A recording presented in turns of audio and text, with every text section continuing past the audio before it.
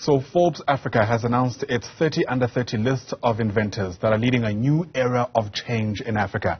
Dubbed as tomorrow's titans, the list is filled with 30-year-olds or under 30-year-olds, naturally from the continent, doing amazing work in various industries, and that ranges from health, technology, fashion, and beauty as well. This year's class consists of young achievers who build solutions-orientated businesses from scratch. So let's bring in our guest, three change makers. From Botswana, we are founder of Medi-Glow Aesthetics, that's Dr. Wedu Somolekae, I beg your pardon. From Nigeria is a co-founder of Ingressive For Good, that's Blessing Abeng. And from Lesotho is Koaile Manoheng, who is the Associate Director of Kantsa Energy. To all three of our guests, it's lovely to have you. Thank you so much indeed for making time to speak to us. And congratulations, of course, where are my manners? Congratulations in order for the recognition that you receive. And perhaps that's a good place to start, Dr. Wedu. This kind of recognition puts you in the kind of, limelight that enables you to hopefully shine a spotlight on what you do. What are you hoping will be the spin-offs of having made it onto this list? Sorry, please repeat the question. I didn't get that. Sure. I was essentially pointing out that being part of this Forbes Africa 30 under 30 list puts a spotlight on the work that you do. What are you hoping you'll be able to do with that? Well, aesthetic medicine is a relatively new industry in Botswana especially, but even on the continent. And so getting the recognition for starting Medi-Glow Aesthetics and the kind of, I don't know if to call it publicity that it gets, it's kind of will spark a lot of curiosity in people and hopefully get them interested in, the services, the kind of services that we offer, and hopefully bring in more clients for the clinic. Yeah, and actually maybe I should take a step back. Blessing, tell us a bit more about what you do and the kind of recognition you've received. Okay, thank you so much. So I'm a branding and communications consultant, and that just means that I help people find a unique selling point and communicate that to their target audience. I found myself doing this in different ways. I've been previously the CMO and co-founder of a tech company that eventually got acquired, and currently I'm the co-founder of a non-profit, an edtech non-profit that is focused on increasing the earning power of African youths. And so far we've trained about 132,000 people, training them in tech skills and placed thousands in jobs. So getting this recognition has been really inspiring, but even more for people in my industry and people in tech. There's this new, most of the people who were responding and saying congratulations also sort of felt like the life that they want is possible, and has inspired them to come take courses, do interesting things. We noticed we currently have a scholarship, a cybersecurity scholarship in partnership with Cisco, and the application for that has really, really soared. So it's such a great honor to be here as well and be recognized. Yeah, absolutely. It's lovely to have you. And then, Koaile, let's speak about Kantsa Energy. I mean, in my mind, being in the energy space is probably one of the most interesting industries to be in, given the challenges that we're facing, not only, of course, in the region, but certainly around the world. Thank you so much for having me. I definitely agree with you there. Kantsa Energy really started 5 years ago, and we've really been working in the highlands of Lesotho.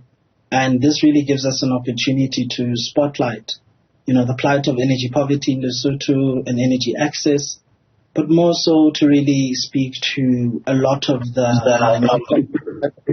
work that we've actually been doing when it comes to other focus areas such as climate change awareness, renewable energy awareness, really bringing it into the social dialogue, bringing it closer to people who necessarily don't understand what we're dealing with here. And, it's actually really affirming to know that this is not something that's happened over 1 or 2 years when you look at the track record of all the other, 29 A-listers. But really looking at work that we've actually been doing in the past 10 to 15 years. So, this is actually that recognition. I mean, for me, coming from a least developed country like Lesotho and being the first under 30 from Lesotho, it's actually very affirming, but it also opens up doors for others. I don't walk this path by myself. I recognize that I might be the first, but certainly not the last. And I think one thing that's really sat with me for quite some time is we have been the ones we've been waiting for years now. And this recognition really allows us to take charge and actually be able to, just take up space and be able to come down. And, one thing about this Forbes for me is, one thing for me that's really important is going back home. It's more, I think that's the thing for me that's really important. It's really, I need to go back and reconnect with everybody who I've actually impacted through this work. Go back and inspire young people. I've actually been operating in the multilateral space for quite some time now. So I really want to sort of just take all of that international expertise and go back home and catalyze. So that's really opened up a really serious conversation about climate, energy, and development. So yeah, I'm really privileged and really happy to join this elite group. But yeah. It certainly sounds like it's exciting times ahead. Wedu, let's bring the discussion back to you once again. I wonder how easy it is to do that, right? To go back home and essentially try assist those who helped you start. And I'm asking this off of the back of, in the past we've heard young entrepreneurs speaking about the need for support, being taken seriously in what they do, so that they're able to do it as effectively as they can. What's your experience been like? I think, just coming back down there, it's very important to sort of understand the quality of inclusion. That's something we really want to bring up, because there have actually been a lot of Basotho operating in this space for quite some time, in climate change, environmental awareness as well. One personal friend of mine gave the opening speech at LDC5, a keynote opening speech delivered by Mosotho youth. So that's very important to sort of highlight and shine on, all of those achievements. But in terms of catalytically going back and, opening up this space for implementation, there are some partnerships, there are overdue meetings that we really want to start having, this idea of energy space and development, and something that can happen without the participation of different actors.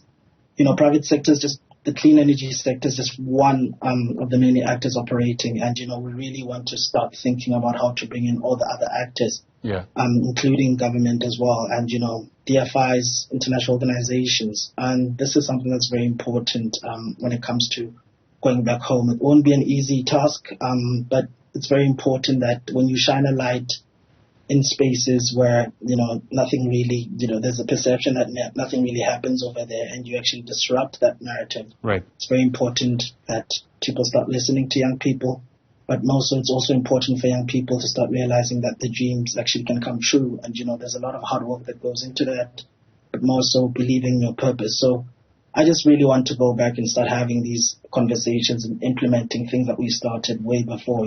There's a climate, energy and youth networking group that we're starting very soon. 5 years of Kantsa this year, so that really allows us to shine a light on a lot of different initiatives that have included young people and several, least vulnerable people. So this is an opportunity to really, even for me personally, to think about what does it mean to consult private sector. All right. Bring them close to these issues because they're really affected by them. So, yeah. What's been your experience like? Especially because, again, there's also been such interesting discussions around beauty on the continent, right? Are you finding that those kind of discussions have also, I suppose, allowed you to navigate these spaces much easier than perhaps it would have been a few years ago?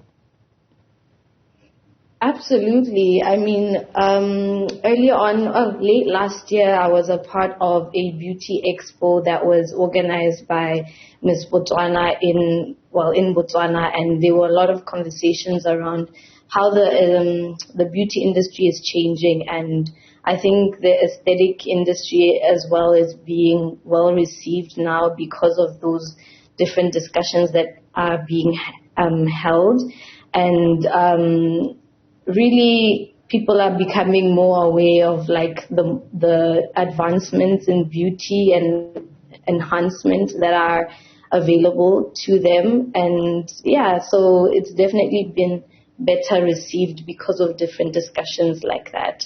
Yeah, and Blessing, many people will watch this feat, this achievement, and obviously, kind of wonder what it takes to get to a point where you get this kind of recognition.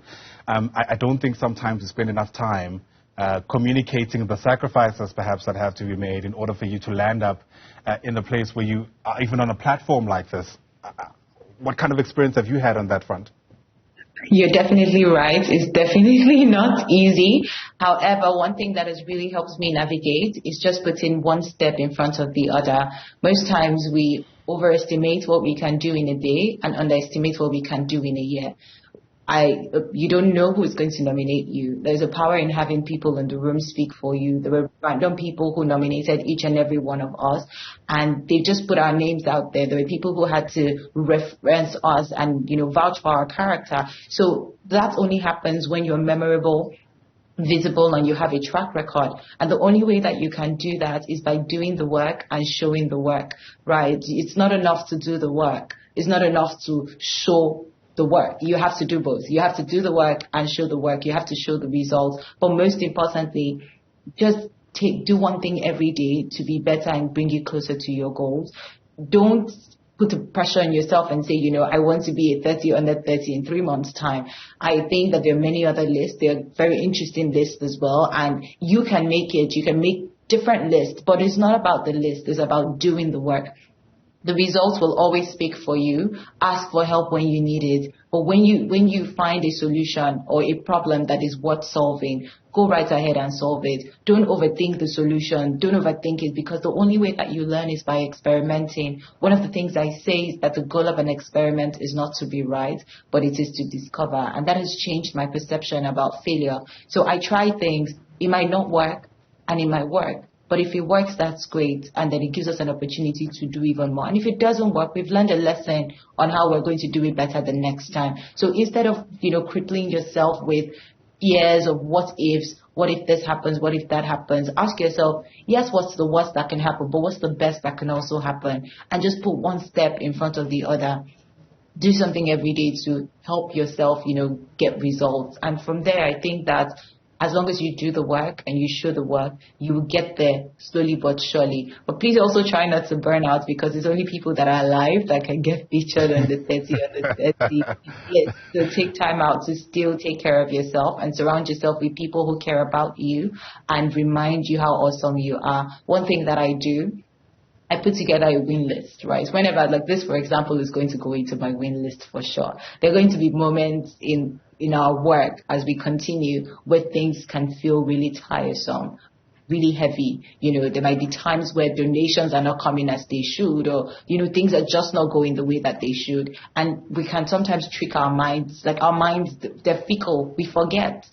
So it's possible for your mind to tell you, oh, you're not good enough. Oh, do you really think you can do this? You're not supposed to be here. Things like that. But when I go back to my win list, I'm reminded that if I did X, Y, Z things right, it means I can do more. And so maybe for everyone, keep your win list. Remind yourself how awesome you are. Every win, every challenge that you surpass, document it. And then as you do that consistently, you would find the fuel to continue even when things don't feel like they're going your way. And experiment. And if there's anything else that you do, like out of everything that I've said, put one foot in front of the other. Start where you are with what you have. And I promise you, you will find the resources that you need to get you to where you want to be. Absolutely. Some pearls of wisdom there, and it's probably a good place for us to end our short discussion. Thank you so much indeed for speaking to us.